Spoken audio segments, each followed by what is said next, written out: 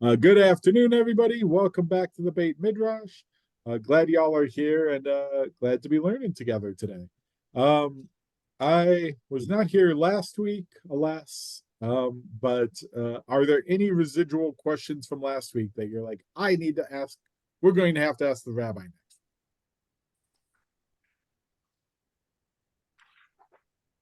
Barbara handled it all then. I see. So, well. I got one compliment, but it was a pleasure to do it. It really is. I really enjoy learning from everybody's comments. So in that case, if I remember, that was a good chapter too. That was an interesting one. I had stuff to input, but I'll save it. Welcome to Parshat Emor, our Torah reading for this week. Popular Torah reading as we read it generally on second day. It's one of the readings we often will read on second day Yom Tov. It comes from this Parsha. We all read Rabbi Sacks' commentary on it. So thoughts, comments, reactions? This was a parsha for my bar mitzvah 64 years ago.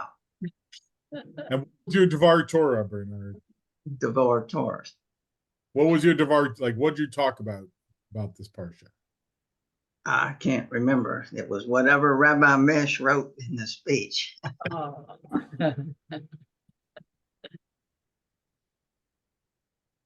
Fair enough. Is it my turn? Anybody else want to say was their bar about mitzvah? I don't think we can truly start, Barbara, until you kick us off. So well, I was just happily going along saying, this time he's talking about what the real Parsha has to say, the rules for this and the rules for that. As opposed to the fake Parsha? No, the Parsha. Yeah, I misworded that. He's speaking about more than two words or one word in the Parsha. So excuse me. However, when he gets to page 172, he's carrying me along successfully. And in fact, I'm really enjoying where he makes the connections between this holiday and identity, and that holiday and moral code, and that holiday and thinking about how short life is. I loved that section. I didn't have my weekly argument with Rabbi Sacks until he got to the point where on page 172, middle of the page, he talks about national identities. And national identities to him are unfortunately a thing, at least this is the way I interpreted it. He's saying, that's something of the past. And when we don't have a national identity, we this and we that and the other. No, he angered me, because I think when I look at our present situation in the US, not to discuss politics, but national identity has become a problem. You use it, it's being used to exclude, to vilify strangers, to make it a weapon to exclude people. National identity, everybody this, everybody that. If you're not a white Northern European male, you don't belong in my nation. At least I think that's what we're hearing from the far right, or excuse me, the MAGA crowd in this case. And that, where are you, Rabbi Sacks? And so I started to think geographically. Okay, he's there, I'm here. He's years ago. I don't know the year he wrote this. This was he passed away in 2020. In 2020, so he wrote it 5 or 10 years ago. I'm checking the copyright date on this. Copyright is 2020. Yeah, 2020. Yeah. So we'll say 5 years ago, something like that. And things are different 5 years ago. But at that point, he bothered me when he said people demonstrate at universities, and I didn't take the time to look up in 2019 who was demonstrating at what British universities and what were they demonstrating about. But it really bothered me because national identity, nationalism isn't a positive in my mind. Yes, there are some good things about having a shared identity, but is it okay to say, I'm Asian American, I'm Jewish American, I'm this, I'm that? And I don't know, I see that his impression of national identity in 2018, 2019 is different than my impression of national identity in 2020. And I think it's become a lot more noticeable to the Jewish population since October 7th. So I'm not sure actually that I don't think you disagree with Rabbi Sacks as much as you think you do, but does somebody else want to respond first? I missed a little bit of our discussion, but my father, who was the most committed Jew you can imagine, former president of Temple Bethel, right in the middle of the 60s, I mean, big time involvement. He always told his family, you are first Americans, and then you're Jews. Your first loyalty, is American. And that, don't forget, I mean, in the 60s, I mean, he fought in World War II, the state of Israel was born, the 67 war, the 73 war. I mean, he lived through all that and led Temple Bethel a lot through that. And yet, it's not Israel. Now, I don't know how, this Israeli crisis just seems even that more disturbing right now. So I'm a little conflicted as far as this American versus Jew. It's not Jewish, it's really Israeli identity that I'm trying to understand. Does that fit with you, Barbara, with your concept? I think I was thinking on a larger range. I probably was thinking about the all the anti-Muslim stuff right after Trump came into office, and then everything since that, some that we see locally in terms of the anti-Hispanic stuff, the anti-anyone who's different. And yet I believe a lot of people would agree with you. I am so thrilled to be in the United States. I am a United States person. You said American, but I'm trying to be more specific. Sure. But yeah, I think I don't think it's limited at all to the current anti-Semitism / anti-Zionism that we're seeing right now. I think it's a bigger issue than that. And if you think about the worst of nationalism, then you end up thinking about Nazis or something like that.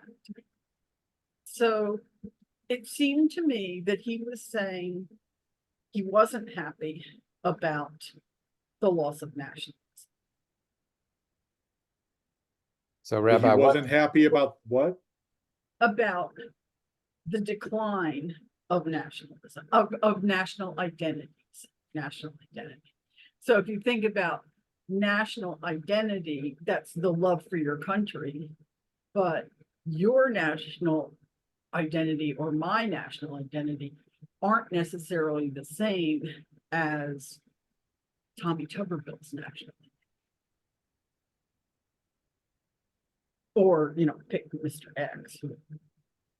Somebody else want to chime in before I do? So, do you guys have your books with you? Yeah. Yes. Look back in your books to page 78. Oh, you can't expect us to remember 100 pages worth of stuff.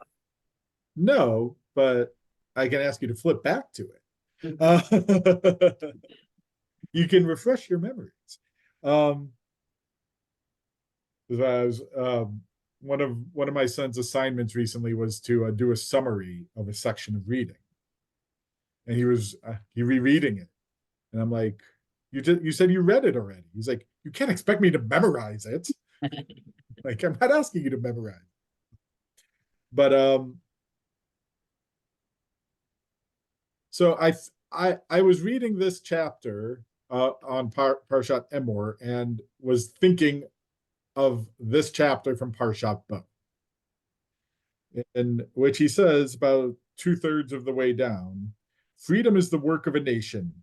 Nations need identity, identity needs memory, and memory is encoded in the stories we tell. Without narrative, there is no memory, and without memory, we have no identity. And then the next paragraph. That narrative provides the answer to the three fundamental questions every reflective individual must ask at some stage in their lives. Who am I?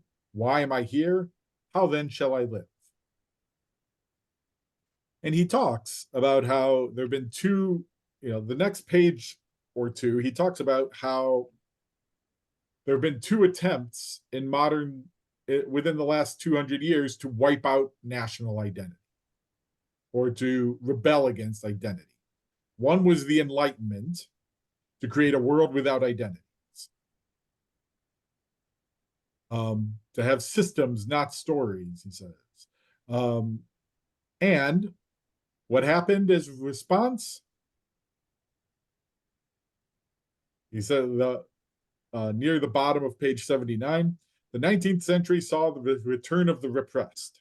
Identity came back with a vengeance, this time based not on religion, but on one of the three substitutes for it: the nation state, the race, and the class.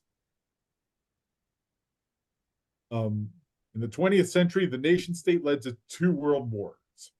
Race led to the Holocaust. The class struggle led to Stalin, the Gulag, and the KGB. And he said, and then he goes on, and now in the last 50 years, we've been engaged in a second attempt to abolish identity, this time in the opposite direction. The West now worships is not what the secular West now worships is not the universal, but the individual.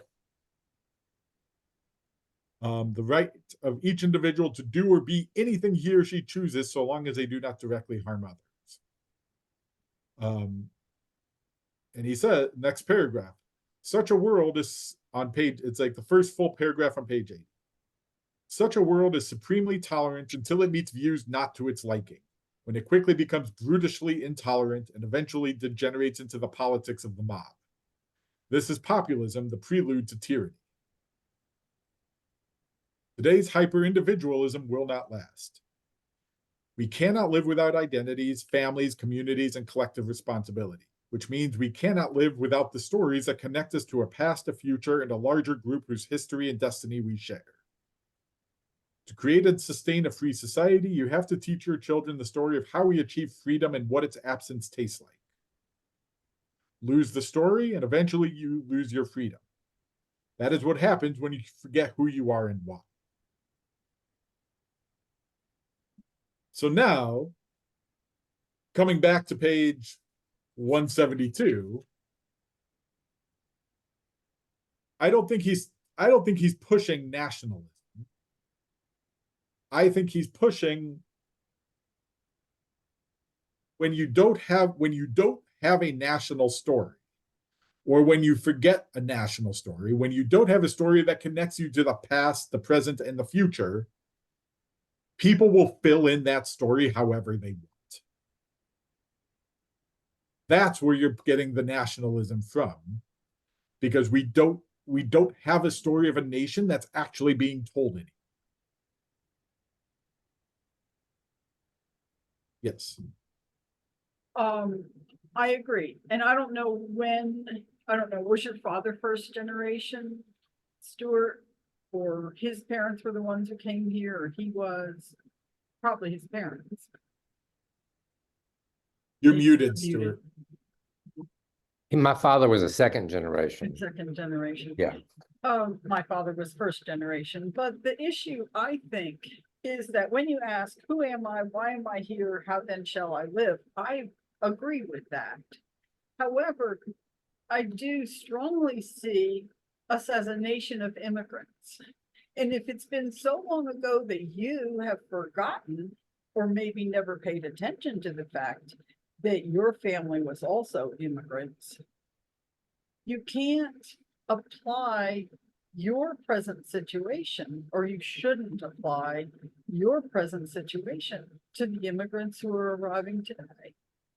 Or, as I said before, extend that to anybody who's different. to that. But in reality, when the United States has shut down immigration, it's usually been a bad result. So, And yeah, look, I think what Rabbi Sacks is trying to argue here is we stopped telling an American story of who are we as an American people. And in the absence of that, what we're getting is people creating their own stories or their own versions of it. And that story doesn't have to be that story, especially in a society that's pushing the individual and the I. That story is whatever I want it to be. And I think that's the point he's trying to make here. And we're seeing that, I think, throughout the political landscape of creating our own stories. We have people trying to rewrite the civil rights movement of what actually happened and what life was like before the Civil Rights Act, or to minimize different people's roles into those stories, or to exaggerate other people's roles in that story because we don't like the story as it stands, so we're going to recreate it because we don't have a national story that we're telling. You're seeing it with the Israel-Hamas war, is that there's not a unified story that's being told. So people are rewriting the stories as they see fit. And you know what historians will tell you is there's what history is not what happened. It's what is written down about it. And so the unfortunate thing in the scenario, Rabbi, you're talking about is that it gives the opportunities for people to create untruths / lies. And when you don't know what the real past was, then you might buy into that. yeah, there's actually, I took a class in graduate school it was a class on historiography. You guys familiar with historiography? It's the study of how history is written. So the whole point is exactly what Stuart said, is that historians usually approach a certain historical topic with a perspective in mind that they are trying to make sense of. So, for example, what's his first name? Barone, who wrote one of the definitive histories of the Jewish people, was really interested in economics. So his history of the Jewish people, which is like 5 volumes or 7 volumes, really focuses on the economic impact of the Jewish people throughout history and how economics impacted the Jewish people. But it's really, from a historiographical point of view, it's a really narrow history because that's what he was interested in studying. But history is almost always so much more complicated than you can get in a history book. I still laugh about it that I took a class in seminary that was the history of the Jewish people. It tried to cover basically the return from the Babylonian exile to modern times in a semester, once a week. From what I've been told, it was actually a lot better because they used to do it in a 1-week class, like 8 a.m. to like 4 p.m. every day for a week. It was still a mess, because you can't possibly cover that much history in a semester and actually understand anything that happened other than some major events.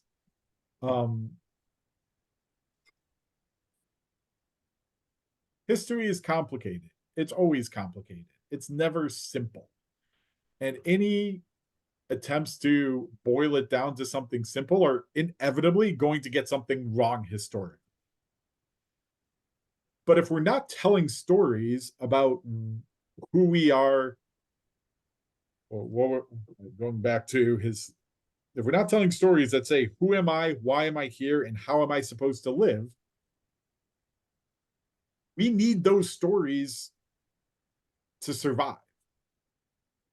If we don't have it, if we're not telling it, if we're not giving those stories, make up our own, because we need it to be able to understand who we are and how we're supposed to survive.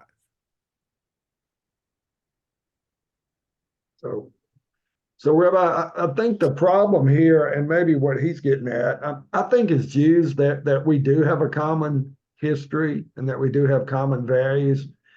And as part of a nation state, we can't give up our stories and our history, but we have to find out how to allow everyone's stories to be told so that we can see what our common core values are. And I think that's what we're missing out on.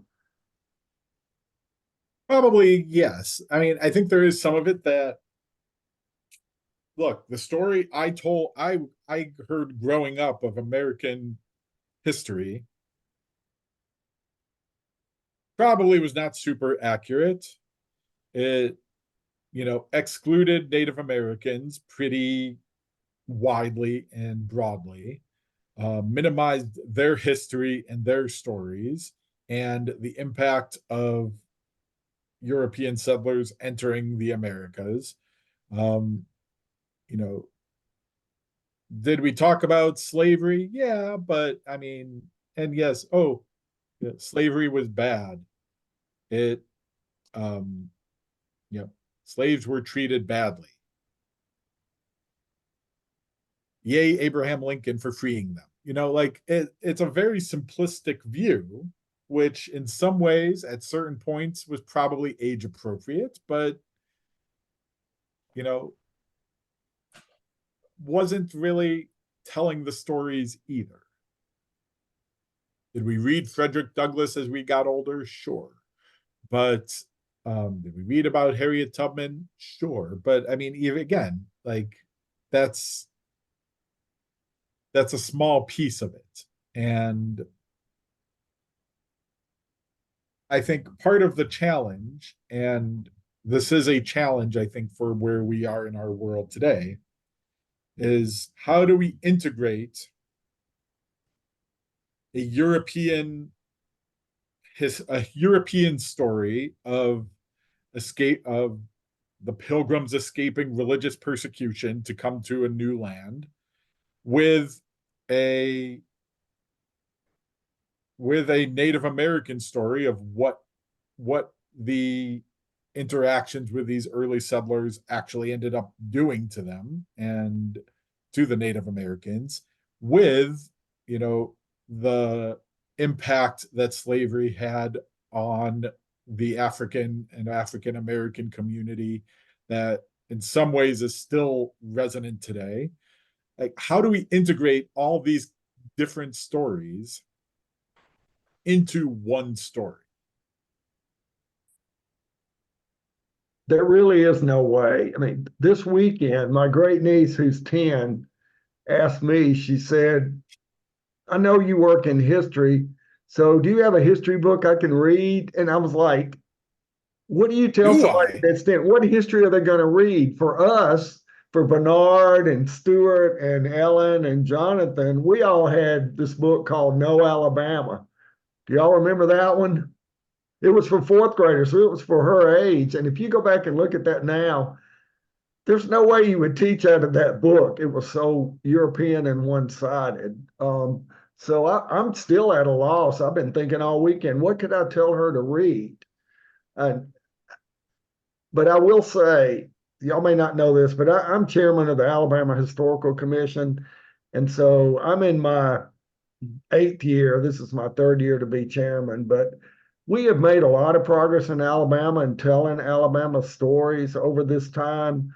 I mean, we all admit that when the Alabama Historical Commission was established, it was really about the lost cause. If you look at what we did in those first years back in the late 50s and early 60s, what properties we chose to maintain. But over the last probably 10 years, we have really diversified and we have some really interesting stories to tell. But we have to present those as shared stories for everybody in Alabama. And that's difficult to do because some people will not accept that their stories other than their own, including people in the legislature. Yeah. And I have a question about your 10-year-old. I remember buying a book in a New York bookstore for my grandchildren when they were about that age. And there was one entitled, I remember the author never got an appointment at a university because everything he said was the things a lot of people didn't want to hear. But it was the untold history of America, and the kids loved it. I have to look for that. I've got it, but I think I took it to the studio and my memory's not that good. There, 10 Okay, years, we'll look for that. 10 years past that age now. But Well, that if you find it in the studio, take a picture and send it to all of us so we can see what book. I would But, send it to you. And do I have all the addresses? I may somewhere. but look, I was I think you're fascinated. right. The book was full of stories that I never heard at any stopping point.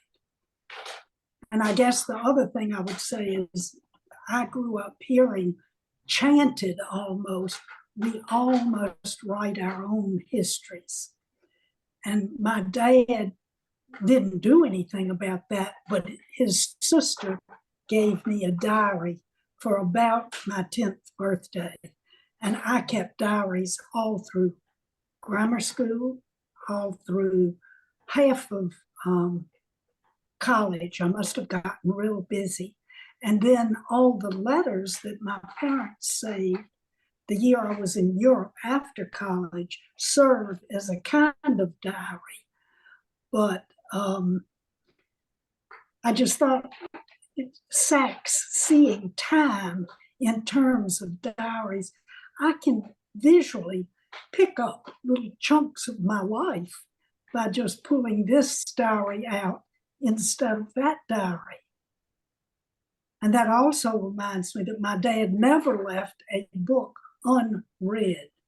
And that doesn't mean that he agreed with anything in it. So they are covered with marginalia.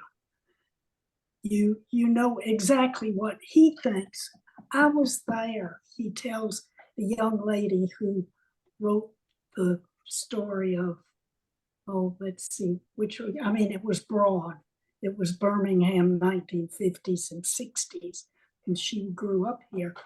But Dad found some little bit that wasn't quite accurate. Now, wait a minute, I was here. It didn't happen like that. And so-so was here, and we called in so-and-so. So it's interesting. I am floored by what I have learned about my family in these little diaries and these letters to my parents. And I'm also in awe, especially of my mother, whose life was not covered publicly and privately by my dad. His life you can get a hold of. But hers, it was a shock, and it shows just how unattentive teenagers can be. Yeah. But diaries are good. I recommend diaries. Rabbi Sacks on that.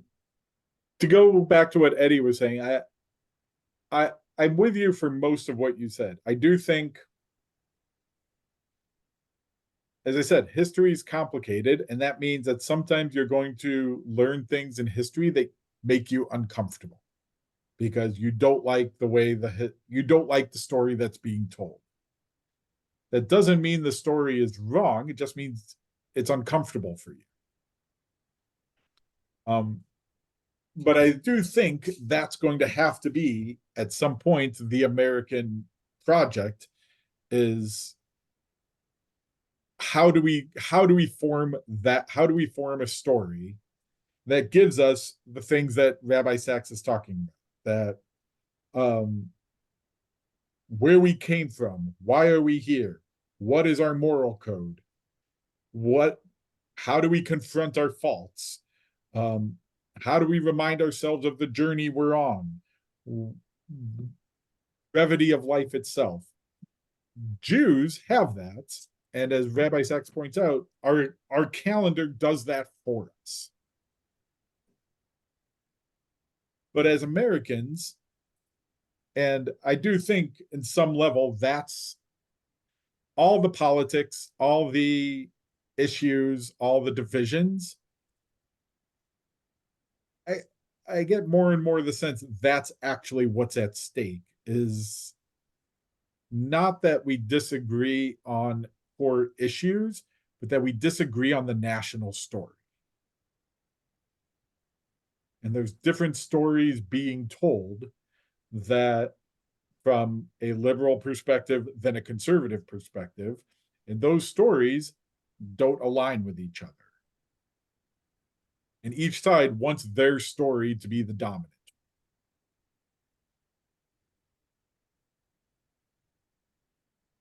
And if you sit kind of back and listen to the politics and try to construct the stories that they're telling out of it, each of them have all of these factors that Rabbi Sacks is talking about. Talks about where did we come from? Why are we here? What does our future look like? How are we supposed to live? Each of the stories does that. And so that's kind of what's at stake in some of these political battles.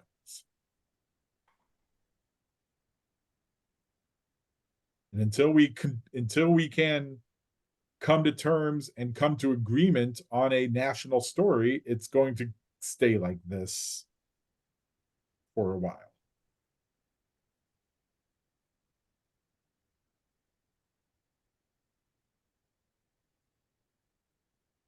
But that's kind of a national view. So I mean, and so thank you to Barbara for bringing up that kind of broader perspective. But from an individual perspective, we have some of that as well. In our own lives, where do we come from? Why are we here? What is our moral code that's been passed down to us? Or that we pass down. And, well, yes. And the second part is what are we passing down to the next generation as well? And the diary, as Ellen was saying, like the diary helps us do some of that. It helps us understand where we came from. Looking back at if you've kept a diary since you were a teenager, you can see where you came from as a teenager. Where have you grown? How has your identity evolved over the years? And why are you who you are? Rabbi, could I mention one thing that bothers me a great deal? And that is the stories told specifically by Jews about the people they did not come from. In other words, yes, I'm Jewish, but I'm not like those others. I'm not, and my parents came from England. Although, you know, the boat may have stopped in England to change vehicles or something, but they are not British. They were never British, but that was one of the great freedoms of early America. No, everybody could recreate their origins, leaving us with a great deal of inaccuracy, but pushing them along with the tide.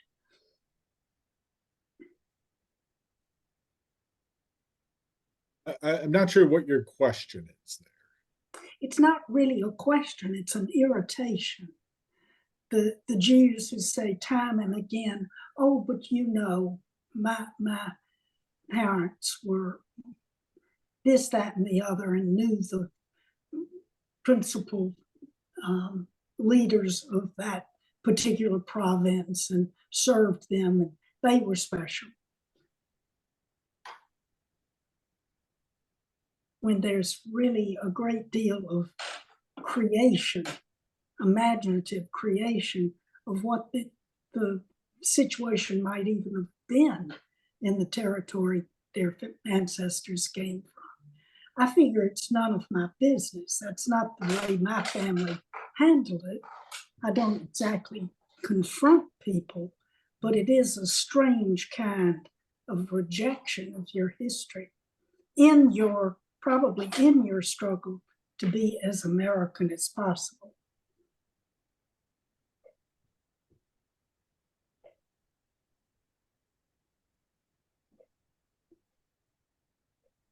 You know, it seems to me that if you just look on page 170, 171, that this is a wonderful message about this calendar idea that could be sent out to the congregation. I mean, here we are, there are a few of us studying this today, and Rabbi, you'll give a sermon perhaps on some of these concepts on a Saturday, but most people don't hear it.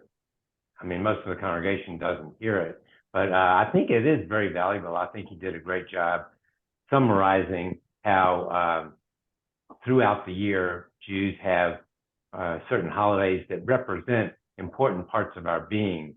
And it just seems like that's something that we could incorporate into a congregational educational experience.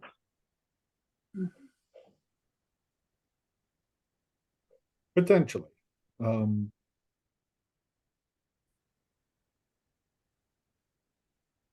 you want to help me construct what that would look like, I'm open to talking. Yes, Bart. I agree. I think Stuart should help you write something. When that holiday is coming up, Stuart should help you write something. There you go. Put it in the weekly bulletin, put it in, your sermon. My question is different. And it comes from Ellen talking a lot about diaries, and I write diaries. And now they're on the computer, but they used to be in these journals, those spiral bound books, or even, a hardbound one. But a to-do list is different. Here's my to-do list. Not showing you very many checked off items. But he's talking about the diary for time management. And I wondered if this is a Britishism, that my idea of a diary is the record. And I think if you have one of those 1 page a week or 1 page a day journals, it's not a journal, it's a calendar. It's a diary calendar. I think Women's League calls theirs the Women's League Diary Calendar. I think his British language is using diary for a calendar in which there is more of a list, so that you say, on Tuesday, I'm doing this. On Wednesday, I have the dentist appointment. On Thursday, I'm going to think about this. I think he's not talking about a diary that records our thoughts. I think he's talking about a diary that organizes what we need to be thinking about. And his reference is to a guy that wrote at the bottom of 170, secrets of successful people know about time management. So I'm not saying that Rabbi Sacks doesn't put the little clue of, on Thursday, I need to do X, and it's relevant because of Y. But it struck me as I was reading this that he wasn't talking about my kind of diary. It's a minor point. I think what we've been talking about is bigger. It's just another thing between me and Sacks. That's an interesting idea. Like I was reading that section on diary, and I'm not quite following this.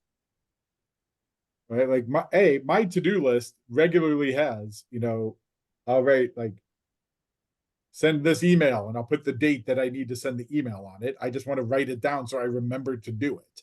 Or like make sure like this needs to get done, but it doesn't have a time because I just need to get it done. It doesn't, but I know when it needs to get done by. So like my to-do list does usually have, what's what needs to get done by when. That's an interesting point. It might be some kind of Britishism that didn't translate as well, because I was kind of wondering that same thing. I'm like, I don't understand how writing down all your thoughts and feelings is actually helping you as a time management tool. I do know that, he says, where is it? Like many of the great, what was it? I just saw it. The most successful people schedule their most important tasks in their diary. Like there are successful people who keep diaries and track their thoughts and their feelings. I'm like, yeah, I know that, but I miss, there was some disconnect there, but that might be, have both. You gotta have both. that might be, helpful. I hadn't Well, thought of it as possible Britishism. So, well, I thought it was a mistake for him to use the term time management, because I think in America, but there's been so many books written on time management, which is, Rabbi, I think what you were doing, being sure that you write things down and prioritize and organize. But I mean, to me, this whatever the concept is, which I wouldn't term time management, is taking time throughout the year on some regular basis to look at our moral code, look at our history, etc., and just to be more reflective. But time management, I think that was confusing. It was confusing to me. I think, Stuart, the holiday coming up, what's our next Shavuot? Our next holiday? Shavuot, Rabbi Sacks talks about this is a basis of our moral code. Where did we get it? We get it when we get the Torah delivered to us. I think you have something. This is the holiday concept. I think those are really valuable connections that he makes. At least to me, they were, that makes sense. That fits. Moral code, well, we always talk about the Torah being the one that has all the answers and all the information and all the rules and regulations. And put that together and you get your personal moral code or your communal moral code, if you're lucky. And he would say your national moral code. So Stuart, get that pen out, or you can use the computer if you want, but do that for Bethel. Do that. Put that together. I'm sure. I'll ask Chat GPT to help me out. No. Okay, you get an F. Okay. Chat GPT tracker will find that. Okay. But absolutely, I think that you put it together, Bethel can find a place to put it out. Gotcha. Yeah. Stuart's sermons, little paragraph on the back page of the weekly bulletin. Oh my gosh. All right. I'm sweating here. Stuart's sweat-filled sermons. Okay. if you make it alliterate, it's much better. Oh, yes. It's Stuart Sweat sermon. Oh my goodness. Sweat-soaked sermons. That would be Stuart's sweat-soaked sermons. We're getting the alliteration in it. It'll be great. All right, moving along.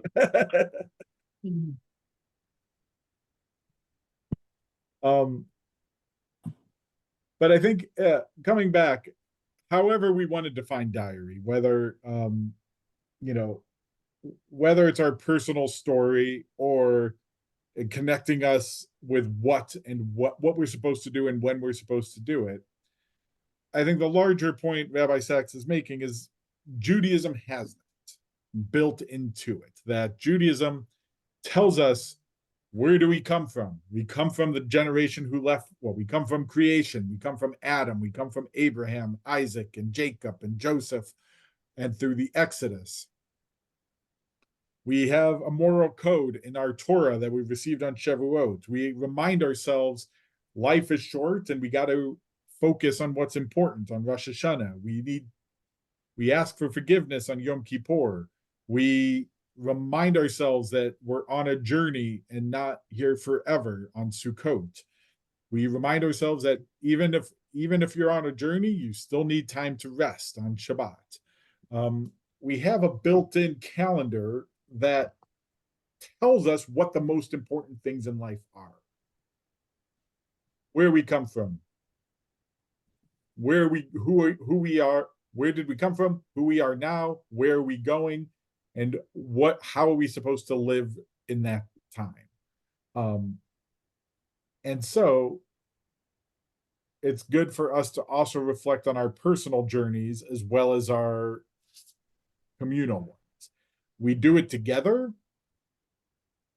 but we also have family histories that help tell that story too. We have a synagogue history, we have a Birmingham history, we have all these things that help tell that same story, that help give our lives the meaning that we're searching for. And if we reject the story, if we reject having a story, then we're losing what that core meaning is in our lives. And we need to embrace something to be able to help us get there. And if we don't have a story, we're going to make it up on our own. So, as he says, don't rely on to-do lists. Live by the Jewish calendar to experience the things that give life meaning. Use the stories that provide life our meaning and not formulate ones on our own.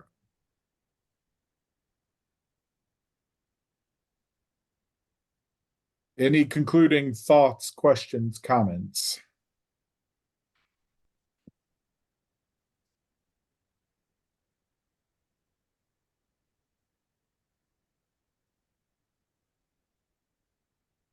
Well, then always good to learn with y'all. I look forward to learning Parshat Bahar with you guys next week.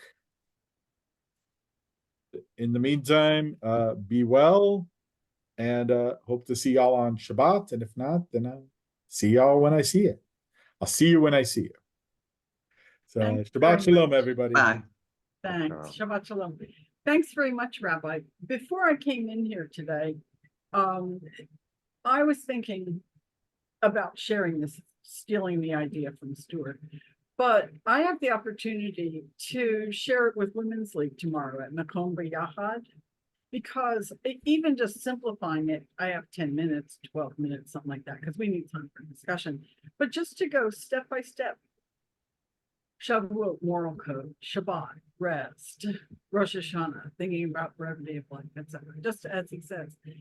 And I'm tempted to I was signed up to do something totally different, which when you're away and I'm teaching or leading, I don't call it teaching, leading at Beit Midrash, I take that information that I've prepared and I cut it back and I use it for Makom B'Yachad on Fridays, because they're always looking for someone to teach. The two rabbis teach one Tuesday and one Wednesday, but then Friday they'll look for someone in the group to teach. And this just, when I was rereading, because I usually read it a week ahead of time, think about it, let it fester a little bit. And then when I was rereading it later, I said, you know what? Those few things would be great for a Makom B'Yachad discussion. So I apologize to everybody here. I'm not only going to take from Rabbi Sacks, but from Rabbi Stewart, Rev Eddie, Rabbi Henkin, and anybody who said anything today, that I think, and Ellen, I don't mean to leave you out of that. I'm sure that I always make notes, but I think I'm up for talking about this tomorrow because I'm so impressed with his breakdown of this holiday reminds you of that. This holiday builds this, that holiday builds that. And then I'll be so exhausted that by Saturday, going to shul and getting that rest will just please me. Well, the one thing I'm glad to hear it, and I will tell you the one thing I will say is there's a rabbinic phrase that redemption comes by saying a teaching in the name of the one who said it. So when you're quoting Rav Stewart or Reb Eddie or Rabbanit Ellen or Reb Jonathan, just make sure you attribute it. Oh, when I have in the past, I have said our study group. I haven't said specific people. So if you want me to say specific people, I'll be happy to. No, I definitely will mention that I'm originating getting these concepts from Rabbi Sacks. But sometimes when I'm writing the notes in the margins, sometimes I have names attributed to them, sometimes I don't. It's kind of like collecting meeting notes. Sometimes you get them, sometimes you don't. But the two biggies will probably not have a problem. I have a I message. and Rabbi Sacks. Ellen, sorry. May I give Ed a message? The author's name is Howard Zinn, Z-I-N-N, and the history, it's called A Young People's History of the United States. Thank you, Ellen. Welcome. Thank Y'all you. take care. Shabbat shalom, and hope to talk soon. Shabbat shalom. Thank you. Shabbat shalom. What's Shalom. Great to see you all. Yeah.